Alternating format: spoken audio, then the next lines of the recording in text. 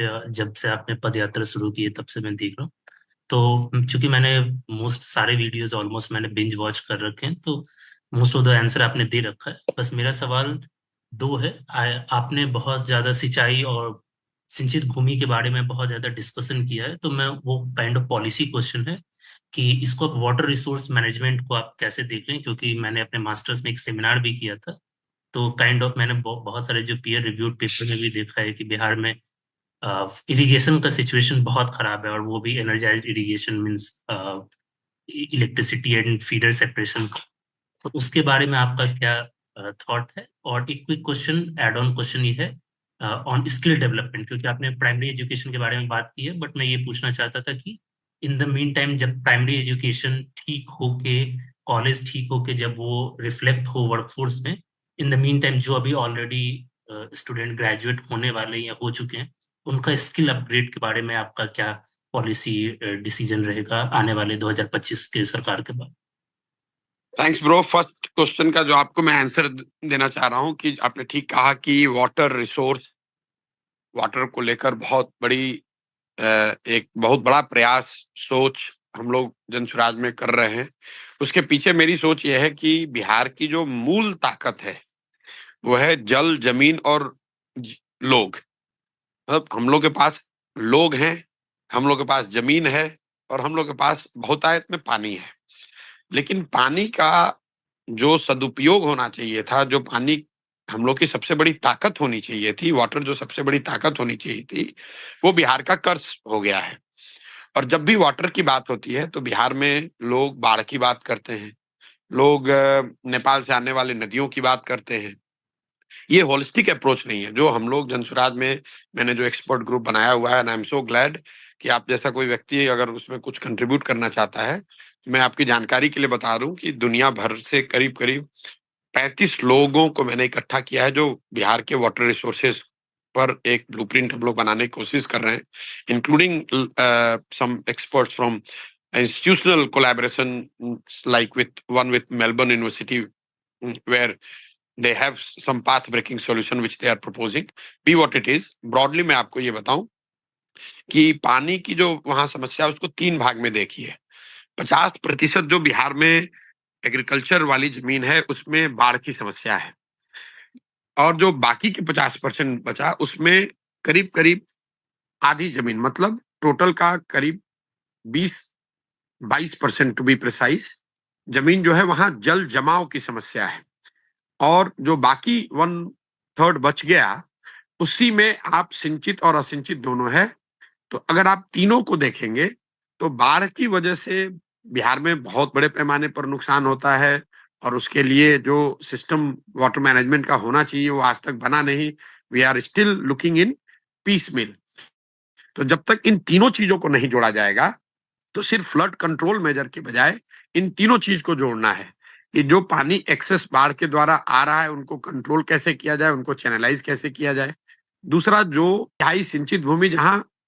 जमीन rather than two crop land, it has become single crop because of the water logging, क्योंकि पानी वहां एक बार आ जाता है पानी निकलता ही नहीं है। और ये बहुत बड़ी भूमि है जो कि आप जो तराई के जिले हैं बिहार के, जो नेपाल से लगते हुए 10 जिले हैं, दोनों चंपारण, शिवहर, सीतामढ़ी, मधुबनी, सुपौल, अररिया, इन जिलों को अगर आप छोड़ दें जो नेपाल से बिल्कुल सटा हुआ है, इन जिलों को छोड़ दें तो नीचे के जो उसके जिले हैं, वो जिसको आप कह लें कि सेंट्रल बिहार का जो जोन है, right from west to east, उसमें जल जमाव की बहुत बड़ी समस्या है। और गंगा साउथ ऑफ गैंगेज जो बिहार है, जो इसको साउथ बिहार आप कहेंगे, उसमें सूखे की परेशानी ज्यादा है। तो जब तक एक इंटीग्रेटेड वाटर सॉल्यूशन न बनाया जाए जहां flood, water logging and drought, इन तीनों को एक साथ जोड़कर एक कंबाइंड ग्रिड ना बनाया जाए, तब तक इसको सॉल्व नहीं किया जा सकता है। तो हम लोग जो बात कह रहे हैं कि सिर्फ और सिर्फ फ्लड कंट्रोल को हटाकर सही मायनों में जल संसाधन की बात हो, जहां जो ओके फ्लड का पानी है उसको रोका जाए, उसको सही जगह चैनलाइज किया जाए, जहां पानी आकर वो लग रहा है वहां से उस पानी को ट्रांसफर किया जाए उस एरिया में जहां पर कि सूखा पड़ रहा है। तो सिर्फ और सिर्फ जब भी बिहार में पानी की बात होती है तो लोग बाढ़ समझ लेते हैं। बिहार नदियों से नेपाल से आने वाले नदियों की बात करते हैं। इसका एक छोटा सा पहलू मैं और आपको बताऊं, जितने सीमावर्ती जिले हैं बिहार में नेपाल से लगते हुए हैं, वहां पानी बाढ़ तो 1 महीने आता है, 10 दिन आता है, लेकिन उससे बड़ी समस्या यह है कि नेपाल से आने वाली नदियों की वजह से most of this reverse they change their course very frequently. आप में से कुछ लोग कोसी के बारे में जानते हैं कि कोसी का रास्ता बदलता है तो हजारों एकड़ जमीन बर्बाद हो जाती है। लेकिन नेपाल से आने वाली करीब करीब 1300 ऐसी नदियां हैं जो कि हर साल एक नए रास्ते से आती है। तो उससे होता यह है कि मान लीजिए आपके पास 200 एकड़ जमीन है, एक समृद्ध गांव है जहां पर लोग ठीक ठाक अपना जीवन यापन कर रहे हैं, अचानक से नदी वहां आई, नदी का पानी आया, 4 दिन के लिए आया, 5 दिन के लिए आया, तो फ्लड तो 5 दिन रहा, लेकिन जब नदी वहां से गई तो वहां पर पूरा खेत में बालू पड़ गया और वो पूरी उपजाऊ जमीन अब वो वेस्टलैंड बन गई। फिर वो अगली बार जब नदी आएगी तो उस रास्ते से ना आकर किसी दूसरे रास्ते से आएगी। तो जब तक इसको होलिस्टिकली बाढ़, नदियों से होने वाले कटाव, जल जमाव और सूखा, इन चारों चीजों को इंटीग्रेट करके बिहार का वाटर सॉल्यूशन नहीं बनाया जाएगा, तब तक इस समस्या से हम लोग की मुक्ति होने वाली नहीं है। And we are trying to work out a 10 year plan integrating all this 4 elements. जैसे आपने सूखे की, खाली मैं आपको एक और आंकड़ा दे दूं, Bihar is one of probably only state in India among big states जहां पर इरिगेटेड लैंड पिछले 10 साल में घट गया है by 11%। Note this data point, last 10 years में बिहार में irrigated land has gone down by 11% because of mismanagement of canal system, because of mismanagement of minor irrigation system। तो जब तक इसको होलिस्टिकली नहीं डील किया जाएगा, जहां वाटर, फार्म, एग्रीकल्चर और इलेक्ट्रिसिटी तीनों को इंटीग्रेट किया जाए,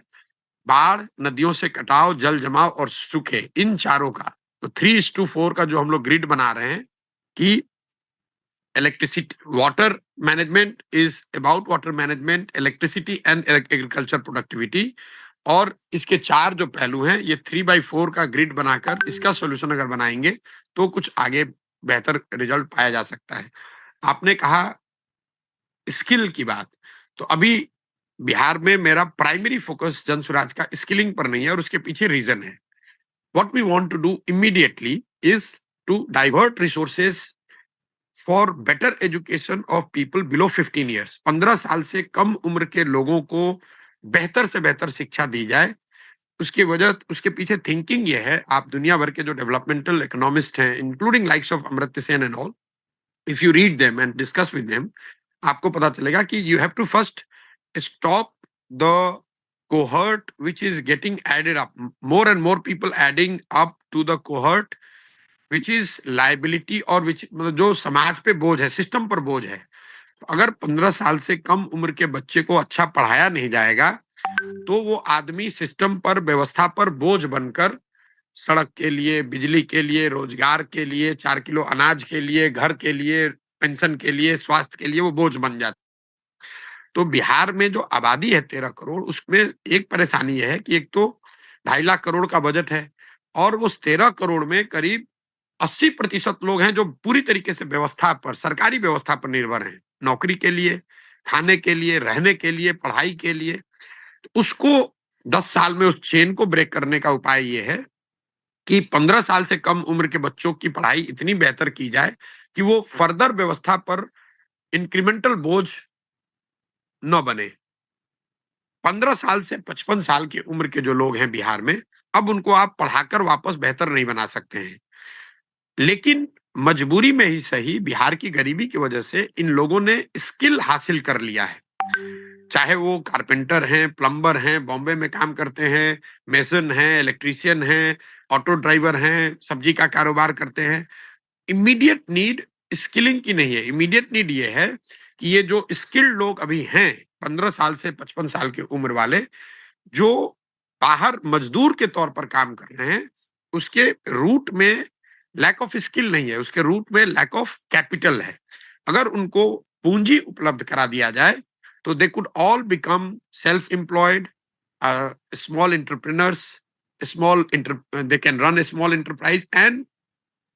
transform themselves from being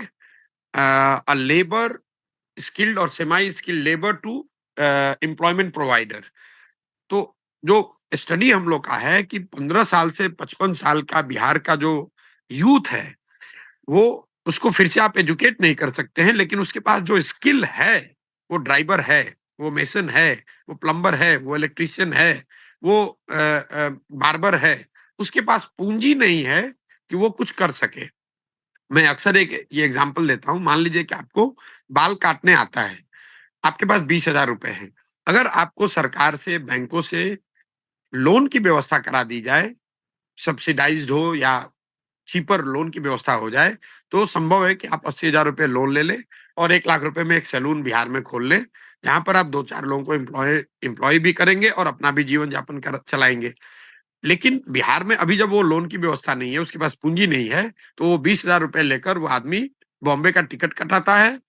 skill तो उसके पास है बाल काटने का, लेकिन बिहार में कुछ ना करके वो बॉम्बे का टिकट कटाकर, सूरत का टिकट कटाकर दिल्ली आकर वहां पर किसी सैलून में लेबर के तौर पर काम कर रहा है। तो हम लोग की सोच है कि 15 साल से कम उम्र के बच्चों को पहले एजुकेट किया जाए, 15 से 55 के बीच के जो लोग स्किल्ड लोग हैं, उनको पूंजी दी जाए, उनको कैपिटल मुहैया कराया जाए, और 55 साल से जो ज्यादा लोग हैं, उनके जीवन यापन के, उनके क्वालिटी ऑफ लाइफ को सुधारने के लिए उनको डायरेक्ट असिस्टेंस दिया जाए। मतलब पेंशन जो बिहार में अभी 400 रुपए है, उसको हम लोग 2,000 रुपए करने की बात कर रहे हैं। ये 3 फंडामेंटल बातें जो हम लोग कह रहे हैं, जो इमीडिएट रिलीफ की बात है। इसका मतलब ये नहीं है कि यूथ के स्किलिंग के बड़े स्तर पे प्रोग्राम नहीं किए जाएंगे, लेकिन प्रायोरिटी जो इमीडिएट है कि जो बच्चे पढ़ रहे हैं, वो फिर अनपढ़